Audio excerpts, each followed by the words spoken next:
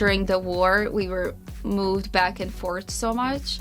And a couple of times we ended up in refugee camps in Croatia, which was right on the border of Velika Kladuša. And so we would live there for, months at a time. And then a few times we went back. And then again, when we lost and the war, we would go back to the camps.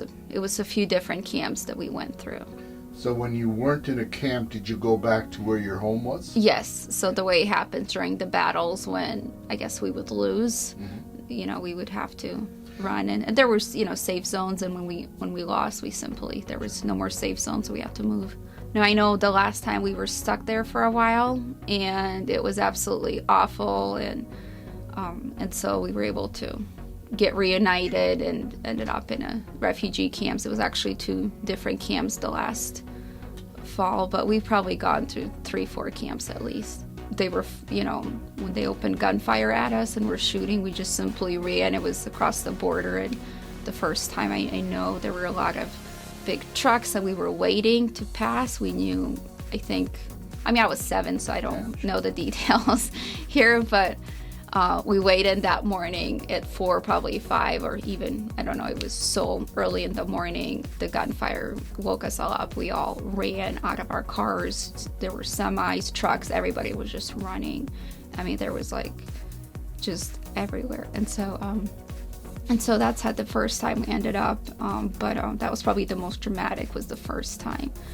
And then later, I know it sounds awful, but you get used to the trauma and the guns, and just becomes kind of, bombs become normal at some point when you're used to it.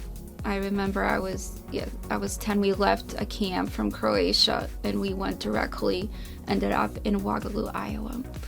So you came directly? We were one of the first families, maybe the first or the second family, I can't exactly recall, that flew here directly from the camp.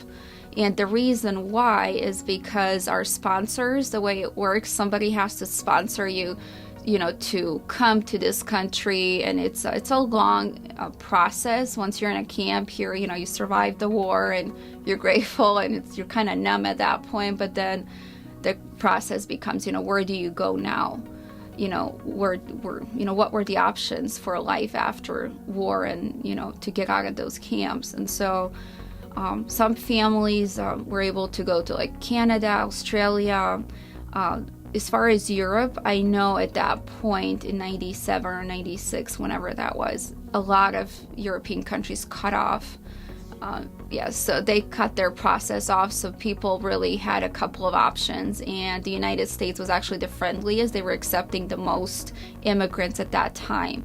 Canada was the second in line. It was still very difficult, but Australia was the most difficult country to get in. I knew a person that waited 5 years in a camp to go to Australia. That was their dream, and they took a huge gamble, and it was a miracle that they ended up, but it was very challenging. So for us, for most people, after 95, I think they were able to come to the United States. So we were able to, as far as coming in this country, the first time we went through a huge interview process, and just simply such a huge process and a very stressful time for, when you're in a refugee camp and have no idea what life holds after that. It was a huge process that they went through. And so we got here, but we were granted the refugee asylum, and then we also have to have somebody here to sponsor you, or kind of. And so for us, since we had a family member, my dad had a very close family member that came here first, so then she was able to help us out and sponsor us.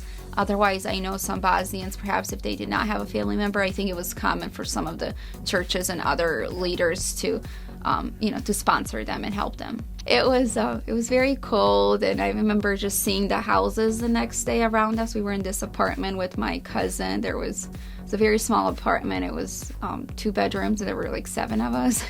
We all had to, you make it work. It was at least better than a refugee camp and tents and stuff. So.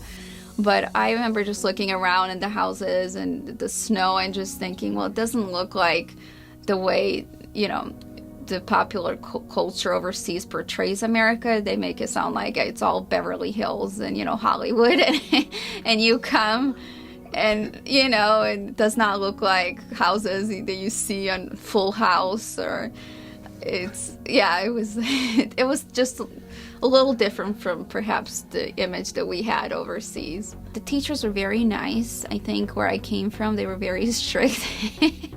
And so I couldn't believe how nice they were. And I think that really helped.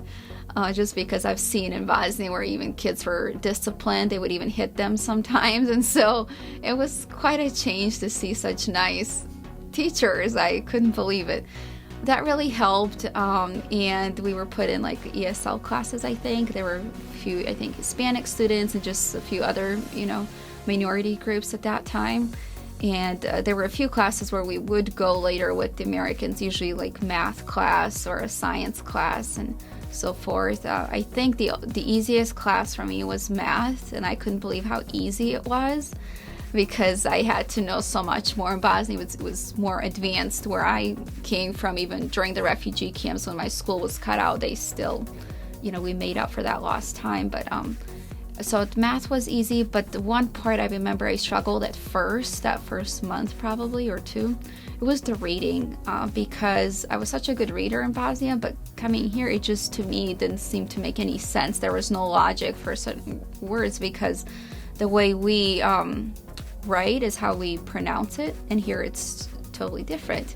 And so it was just that one day I had this light bulb go off in my brain. It was the teacher, reading it to me, and that's when I said, I just need to, this is how you read it. Don't try to, I think I just got it. It was that moment where I thought, oh my God, now I know it. And I stopped asking, why do you read it like that, pronounce it? And that was one of the best moments at Elkron school for those first few months, because we came in February and then probably ended the school in May or June. So I learned how to read in English at that time, and it was a proud, happy moment. I was always inspired by what happened when we were when I was young, and I just know when people with bad intentions get into these decision-making roles, that Bosnia and many other countries are a prime example of the consequences and the kind of war that happened that nobody should ever go through. But that's always happens. It's always happened, and it seems to always be happening. So for me, I was really inspired to take interest in politics. And then as I got older, living here, I think seeing the experiences that my parents went through and other people, that I just had this sense of, just passion to help people, especially when there's injustice. So it was seeing my mom being injured at work that really inspired me to get involved, because there are times when, some policies would help people in those situations. But it was also, my cousin going through cancer, and, when people are kicked off of insurance, they don't have insurance, they don't have healthcare access. So that inspired me. And so I always said, and I think those interviews go back when I was like even 19 and 20, my first interviews, I guess, that I gave in politics, I talked about two big issues, and that's my passion for education and healthcare. I think we really, people need that. And for me, I can't imagine where I would be at now if I didn't have the great education that I've had in this community, and those great teachers that made an impact throughout my, life. And so I think those experiences was a combination, as you grow up, you take some of that with you and want to make a difference. First time I went out, I had to get a petition for people so I can be on the ballot. So I did that. I just went out, knocked on doors and told people, and I was really surprised how receptive they were. And all throughout my campaign, I went out and knocked on over 8,000 doors. And people were very receptive. The only pushback that I had often was because of age. And so I had to, some people say, was the issue that you're, came here, you were born in Bosnia, was that an issue? I did not experience that, which some might find interesting. But it was more my age that I had the most pushback, and they thought, if you're 23, we don't know if you're ready for this or if you can do that. But through hard work, people gave me chances. I've had ladies that called me even that day of the election I'll never forget a couple of them that said, I just want you to know I voted for you. I don't know if anybody else will, but I voted for you. I think there's a big difference between knowing policies and how that works and being, understanding so many different issues and policies versus running a campaign. It was totally different. I didn't know anything about getting your message out or how do you meet voters, what do you do if you want to run? I didn't know any of that part, and so that internship and later other volunteer opportunities did expose me to how to do it. I think it is. I think the majority do think that it's a welcoming society. They feel at home. I just know there are a lot of very kind, nice people. I guess the only complaint that I would get from people is that sometimes the winters are too rough on us, but we all know. But no, I think people love the community and the people. For such a small community, I think seems like we're more visible and involved, and I think that's really a great sign. And I'll never forget when I won for my state legislative seat, and everybody's saying, no Bosnian has been able to do that in the country. And so I know there was one that tried to run a long time ago, back in the 70s, and that was from Chicago, the oldest Bosnian community, but did not win. And so I think just in such a short amount of time, it's impressive how well Bosnians here have done.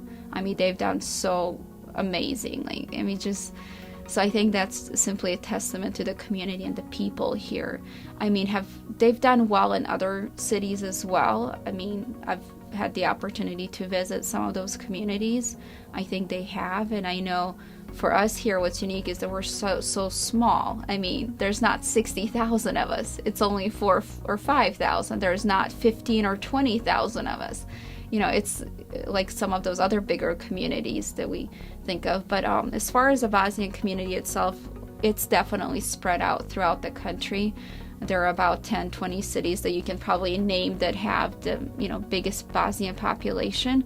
But there are Bosnians, I've even heard that some, have lived like in Hawaii, North Dakota, a few. But, it's just places you would never think that I didn't know. But there's a few families here and there. So I think we are really a melting pot in this country. I think if you just look at the, success, and you see so many Bosnians having their own businesses, obviously the grocery stores and trucking companies were some of the first ones, but also, just people being promoted within some of these really well-established,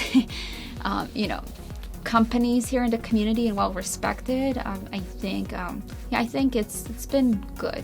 It's been good to us and good to the people, and everybody is grateful. It really, anytime you survive a war, I think everybody feels like they have a second chance at life, and this community and this country has definitely given a second chance at life for thousands and thousands of people.